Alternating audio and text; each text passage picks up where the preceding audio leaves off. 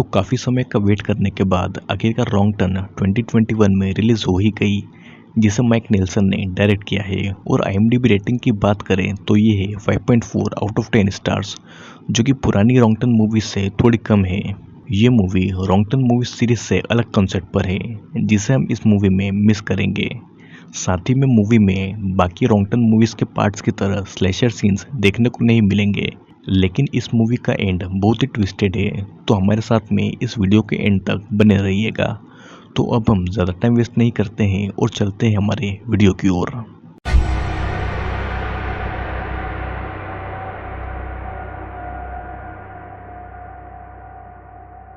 शुरुआत में हम एक ओल्ड मैन स्कॉट को देखते हैं, जो कि पुलिस स्टेशन में अपनी गुम हो चुकी बेटी की रिपोर्ट लिखवाने आया था, जो कि अपने 5 दोस्तों के साथ में शहर से दूर टाउन में ट्रैकिंग करने गई थी। लेकिन 1.5 महीने से उन सभी 6 लोगों का अता पता नहीं था। पुलिस ऑफिसर स्कॉट की बातों को ज़्यादा सीरियसली नहीं लेता। फिर स्कॉट एक होटल में पहुंचता है, जहां से उसकी बेटी जेन ने उससे आखिरी बार फ़ोन पर बात की थी। लेकिन उस होटल से भी स्कॉट को कुछ पता नहीं चलता। फिर जेन के फादर टाउन के एक बार में पहुंचते हैं, जहां पर उससे एक आदमी कहता है कि अगर उसकी बेटी और उसके दोस्त जंगल में गए हैं तो वो उसे ढूंढना बंद कर दे, क्योंकि जंगल से कोई भी जिंदा वापस नहीं आता। और ये सीन इसी के साथ में यहीं पर ख़त्म हो जाता है। फिर अगले सीन में 1.5 महीने पहले की स्टोरी दिखाई जाती है, जब जेन और उसके बाकी के फ्रेंड्स ट्रेवलिंग के लिए निकले थे। वे सभी 6 लोग थे, जिसमें जेन और उसका बॉयफ्रेंड डार्लस था, मिला और उसका बॉयफ्रेंड एडम, और उनके साथ में एक गे कपल भी था, जिनका नाम लुइस और गैरी था। वे सभी फ्रेंड्स डार्लस की कार से थे, और तभी अचानक कार का एक टायर फटता है, जिससे कि गाड़ी अनबैलेंस होती है और उनका एक्सीडेंट होते होते भी बचता है। फिर वे जल्दी से अपनी कार का टायर चेंज करते हैं और आगे टाउन की ओर बढ़ते हैं, लेकिन कोई उन्हें जंगलों के बीचों बीच से देख रहा होता है और उन्हें इसकी कोई खबर नहीं होती। फिर वे उसी होटल में चेक इन करते हैं जहां पर जेन के पिता आए थे।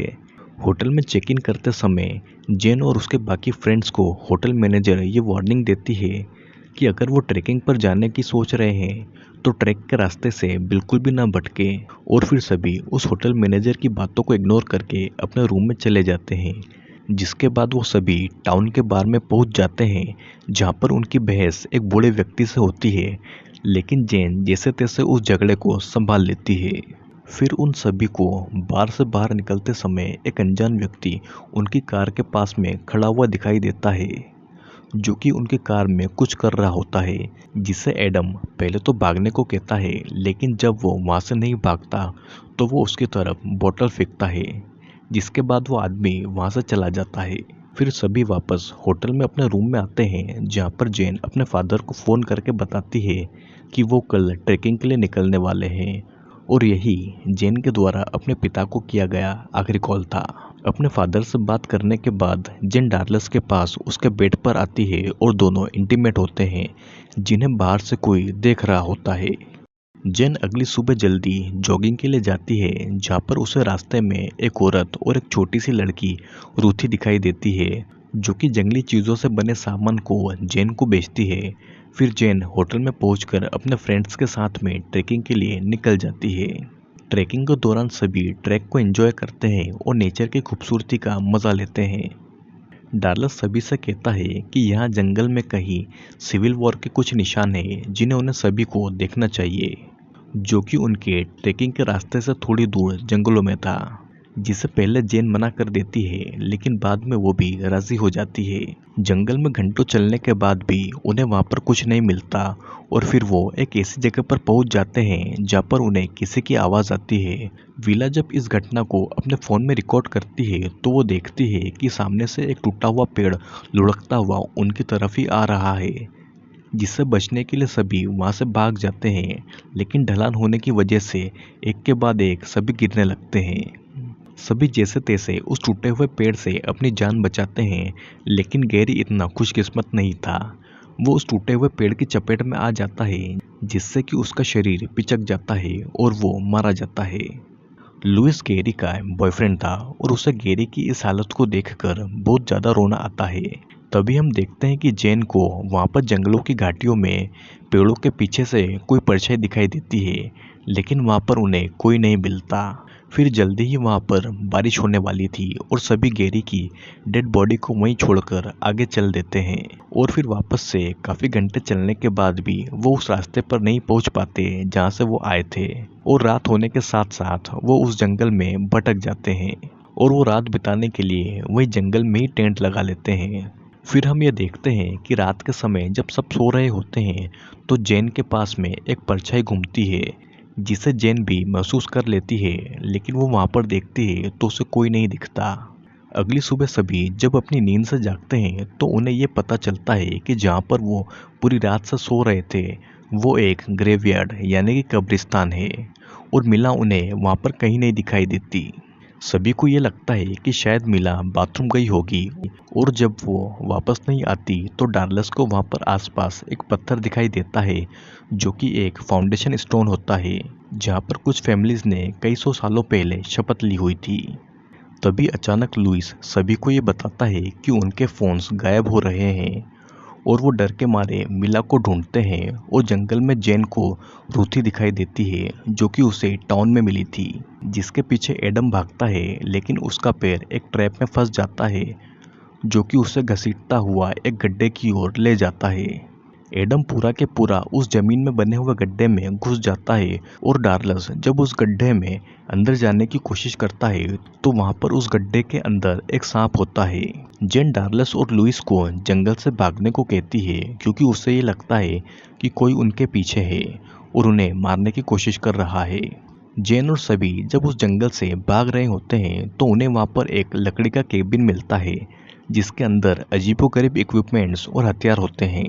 उन सभी को ये समझ नहीं आता कि आखिरकार यहाँ पर है क्या। फिर तभी अचानक वहाँ पर उन्हें किसी के आने की आहट होती है, और जब वे केबिन की खिड़की से बाहर देखते हैं तो दो अजीब से बड़े बड़े लोग एडम को बांध कर ला रहे होते हैं। जेन, लुइस और डार्लस केबिन में रखे हथियारों की मदद से उन अजीब आदमी को डराने की कोशिश करते हैं, लेकिन वो जिस भाषा में बात करते हैं वो जेन और बाकी लोगों को समझ नहीं आती। वे दोनों अजीब सी भाषा में जेन से कुछ कहते हैं, लेकिन इतने में एडम उठकर खड़ा हो जाता है और लकड़ी की मदद से उन दोनों में से एक आदमी को पीट पीट कर मार डालता है। एडम उस आदमी के चेहरे पर इतनी बार लकड़ी से वार करता है कि उसका चेहरा फट जाता है और वो मर जाता है, जिसे देखकर दूसरा आदमी डर जाता है और वहां से भाग जाता है। और फिर एडम सभी से ये कहता है कि उसे लगा कि उन दोनों आदमियों ने उसकी गर्लफ्रेंड मिला को मार दिया और इसीलिए उसने उन पर हमला किया, जिसके बाद वो वहां से निकल जाते हैं। तभी रास्ते में एडम और बाकी लोगों को मिला दिखाई देती है, जिसे कि वो मरा हुआ समझ रहा था, और वो उसे भी अपने साथ बाहर की तरफ ले जाते हैं। जब सभी जंगल से बाहर की तरफ भाग रहे होते हैं तो डार्लस भी एक ट्रैप की चपेट में आ जाता है, जिससे कि उसे ज़्यादा चोट नहीं आती, और फिर सभी आगे बढ़ने लगते हैं, लेकिन असल में वो बहुत बड़े खतरे से गिर चुके थे। उन सभी के चारों ओर जंगल में रहने वाले लोग भेष बदलकर छुपे हुए थे, जो कि लुइस को गायब कर देते हैं। और फिर जेन और बाकी के ग्रुप को ये महसूस होता है कि ये जंगली लोग उनके चारों तरफ है, जो कि उन्हें घेरे हुए हैं, जिनसे बचने के लिए सभी वहाँ से जी जान से भागते हैं। और भागते भागते मिला एक ट्रैप के अंदर गिर जाती है, जिसके अंदर नुकीली लकड़ियाँ गड़ी हुई थी, जो कि मिला के पूरे शरीर के आर पार हो जाती है और वो हिल भी नहीं पाती। फिर तभी वहाँ पर एक जंगली आदमी आता है और मिला को तीर से मार डालता है, जिसके बाद वो एडम को भी ट्रैप में फंसा लेते हैं।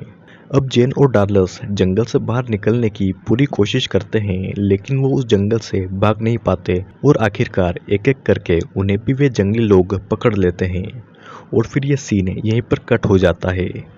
अब जेन के फादर अपने घर में होते हैं और वे वहाँ से भी जेन की चिंता करते हैं, और जेन की स्टेप मदर उससे ये कहती है कि वो जेन की चिंता ना करे और वो उसके बच्चों के बारे में सोचे।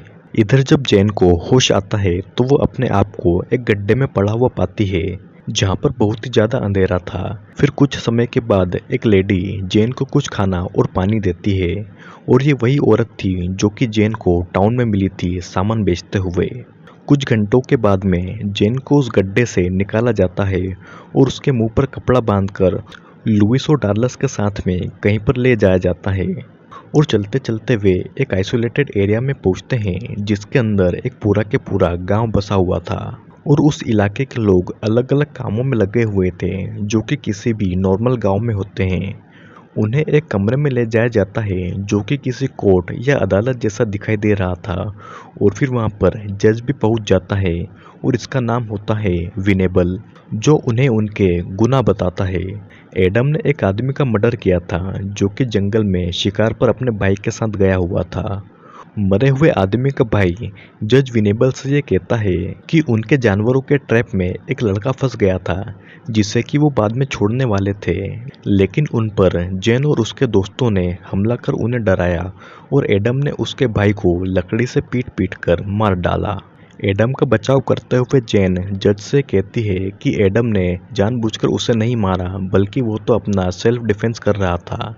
और अपनी बात को साबित करने के लिए जेन के पास कोई भी सबूत नहीं था, जिसके बाद जज एडम को मौत की सज़ा सुना देता है, क्योंकि एडम ने कई बार उनके लोगों के साथ टाउन में भी गलत व्यवहार किया। और फिर रूथी भी एडम को आइडेंटिफाई कर लेती है कि उसी ने उस आदमी को मारा था। एडम को मौत की सज़ा सुनाई जाती है और जेन और बाकी के लोगों को जिंदगी भर के लिए अंधकार की सज़ा, क्योंकि उन्होंने एडम की झूठी गवाही दी थी। फिर हम ये देखते हैं कि एडम को सज़ा देने के लिए लाया जाता है, जहाँ पर जेन से ये पूछा जाता है कि एडम ने उस आदमी को किस तरह से मारा था।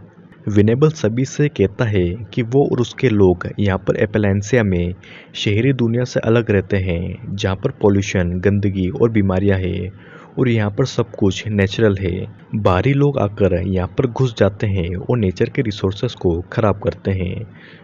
विनेबल के पूर्वजों ने फाउंडेशन नाम की कम्युनिटी बनाई थी जो कि पूरी तरह से नेचर से अपनी ज़रूरतें पूरी करते थे।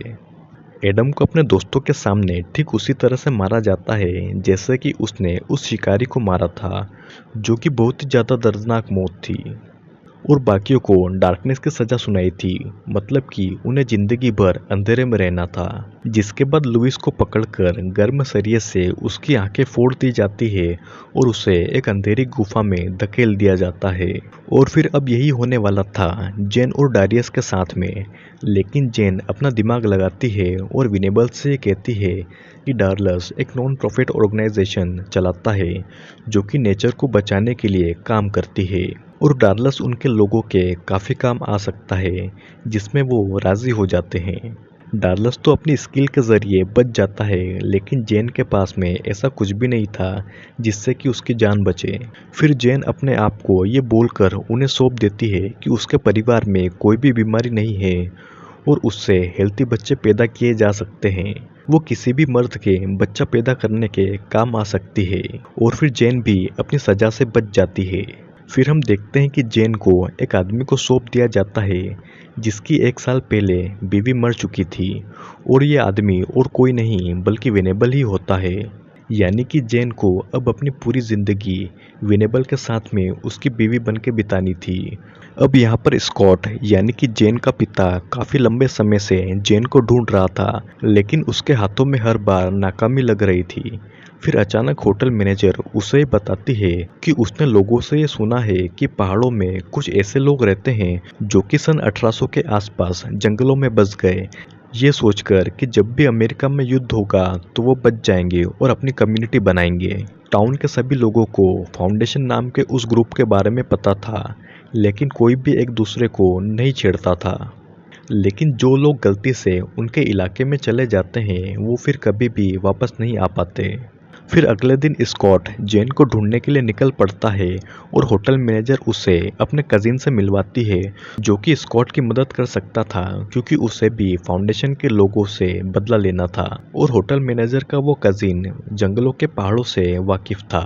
स्कॉट जल्दी ही कूपर के साथ में जंगल में पहुंचता है, लेकिन कूपर पहले ही ट्रैप में फंसकर मारा जाता है और स्कॉट उसकी गन और उसके बाकी के इक्विपमेंट्स को लेकर आगे बढ़ता है। चलते चलते रात हो जाती है, लेकिन स्कॉट को कुछ भी नहीं मिलता और फाउंडेशन के लोग स्कॉट को पकड़कर अपने गांव में ले आते हैं, जहां पर डार्लस स्कॉट को मिलता है और जेन ही अपने पिता के हाथ में तीर मारकर उसे विनेबल के पास में लाती है, जहां पर वो उसे अंधकार की सजा सुना देता है। स्कॉट को ये समझ नहीं आता कि आखिरकार उसकी बेटी जेन उसे पहचान क्यों नहीं रही है और वो आखिरकार ऐसा क्यों कर रही है। तभी रात के समय में जेन वेनेबल से बचकर अपने पिता को छुड़वा लेती है, लेकिन डारियस उसे पकड़ लेता है। जेन डारियस को भी अपने साथ में भागने को कहती है, लेकिन डारियस वहीं रुकने का डिसीजन लेता है। अब जेन अपने पिता स्कॉट के साथ फाउंडेशन से बाहर निकलने ही वाली थी, लेकिन वो ये देखते हैं कि बाहर जाने के सभी रास्ते बंद होते हैं। तभी छोटी बच्ची रूथी वहां पर आकर दोनों को बाहर जाने का दूसरा रास्ता दिखाती है, जो कि उसी गुफा से गुजरता था जहां पर लोगों की आंखें फोड़कर उन्हें अंधकार की सजा सुनाई जाती थी। फिर जेन और स्कॉट जल्दी उस गुफा में पहुंच जाते हैं, जहां पर वो ये देखते हैं कि कई सारे लोग पहले से ही सजा काट रहे थे। जेन को उस गुफा में लुइस दिखाई देता है, जिसकी हालत बहुत ही ज़्यादा खराब थी, और जेन लुइस को इस हालत से छुटकारा दिलवाने के लिए स्कॉट की बंदूक से मार डालती है। फिर जैसे तैसे जेन अपने पिता के साथ में वहाँ से बाहर आती है, लेकिन तब तक फाउंडेशन के लोग उनके पीछे पड़ जाते हैं, जिन्हें मारकर जेन आगे बढ़ती है और दोनों घायल हो जाते हैं। लेकिन फिर भी फाउंडेशन के लोग उनका पीछा नहीं छोड़ते और वो कई बार उन्हें चकमा देकर बाहर आते हैं। जेन और स्कॉट भागते भागते सड़क के किनारे तक आ जाते हैं और उन्हें वहाँ पर वही लोग दिखाई देते हैं जिनका झगड़ा जेन से बार में हुआ था। वो लोग भी फाउंडेशन से दुश्मनी रखते थे, क्योंकि उनका एक नेफ्यू 6 साल पहले जंगलों में गायब हो गया। वे सभी लोग फाउंडेशन के लोगों पर गोलियां चलाते हैं और बदले में वो भी उन लोगों को मार देते हैं। जेन अपने पिता के साथ में उन लोगों के ट्रक में बैठ जाती है और तभी वहाँ पर विनेबल भी आ जाता है। विनेबल अपनी पत्नी जेन को आवाज़ लगाता है, लेकिन तब तक वे लोग वहाँ पर आग लगाकर भाग जाते हैं और विनेबल बस उन्हें भागता हुआ देखता रहता है। अब इस बात को कुछ महीने बीत जाते हैं और जेन अपनी पुरानी ज़िंदगी में लौट जाती है। फिर एक दिन होता ये है कि जब जेन अपने घर पर पहुंचती है तो वहाँ पर विनेबल दिखाई देता है, और वो भी मॉडर्न कपड़ों में। जेन को ये फील होता है कि वो प्रेग्नेंट है और विनेबल उसका बच्चा लेने के लिए ही वहाँ पर आया हुआ है। जेन को विनेबल को अपने घर पर देखकर बहुत ज़्यादा गुस्सा आता है और वो एक पल को ये सोचती है कि वो विनेबल को मार डाले, लेकिन विनेबल उसकी पूरी फैमिली को खत्म कर सकता था। जेन कोई भी गलत कदम नहीं उठाती और वहीं रुक जाती है। वो विनेबल से डील करती है कि अगर वो उसकी फैमिली को कुछ नहीं करे तो वो उसके साथ में ज़रूर चलेगी, जिसके बदले में विनेबल भी उससे ये प्रॉमिस करता है कि वो जेन की फैमिली को कुछ नहीं करेगा, बदले में उसे जेन और उसका बच्चा चाहिए। जिसके बाद हम ये देखते हैं कि जेन विनेबल की वैन में बैठकर चली जाती है और उस वैन का रास्ते में एक्सीडेंट हो जाता है। वैन के अंदर जेन सभी को मार डालती है और वो रूथी को लेकर बाहर आती है, और इसी के साथ इस मूवी का यहीं पर एंड हो जाता है। तो दोस्तों, रॉन्गटन के इस पार्ट में आपको वो स्लेशर देखने को नहीं मिलेगा, लेकिन स्टोरी वाइज अगर हम देखें तो ये मूवी एक बहुत ही बेहतरीन मूवी है। देखा जाए तो ये मूवी काफ़ी बेहतरीन है, लेकिन हम इस मूवी के ट्रेडिशनल विलन केनी, थ्री फिंगर और डोनल्ड को मिस करते हैं, और ये तीनों ही रॉन्गटन मूवी के खूंखार विलन माने जाते हैं। लेकिन इस पार्ट में फाउंडेशन नाम की कम्युनिटी है, जो कि सन 1800 से इन जंगलों में नेचुरल रिसोर्सेज पर आश्रित होकर रहते हैं।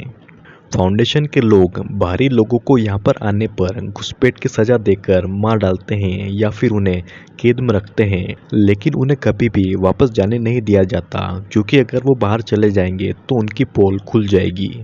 टाउन में रहने वाले लोगों को ये पता था कि फाउंडेशन जंगलों में रहते हैं और बहुत ही ज़्यादा खतरनाक है, इसीलिए वो उनसे दूरी बनाए रखते हैं।